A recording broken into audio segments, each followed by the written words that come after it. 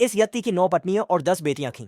उसने पत्नियों को लाल स्कर्ट पहनने के लिए कहा था, जबकि बेटियों को नीली स्कर्ट पहनने की आवश्यकता थी। हर रात वह एक प्राचीन राजा की तरह यह निर्णय लेता कि उस दिन कौन सी पत्नी उसके साथ सोएगी। बाकी पत्नियां चुपचाप प्रार्थना करती कि अगली बार उनकी बारी आए, क्योंकि उनके लिए जिया सिर्फ पति और पिता नहीं है, बल्कि उनका सर्वोच्च विश्वास भी है।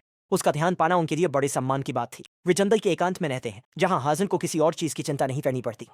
उनकी एक ही जिम्मेदारी थी, सभी को लगातार ब्रेन वॉश करना और उन्हें उसकी बिना शर्त पूजा करने देना। उनकी आज्ञा का पालन सभी को करना पड़ता। कभी कभी मिचले कवच अपने चेहरे पर मेमने के खून का लेप करते हुए कहते कि यह बुरी आत्माओं को भगाने की प्रक्रिया है। इसे रोकने के बजाय पत्नियां और बेटियां इसे दिव्य आशीर्वाद मानती थीं। सारा जिया थी सबसे सुंदर बेटी, अपनी माँ के बिना पली बड़ी, जो उसके बचपन में ही चल बसी थी। जब भी उसने अपनी माँ के बारे में पूछा, हासिफ चुप रहता, यहाँ तक कि उसकी ओर देखना भी जरूरी न समझता।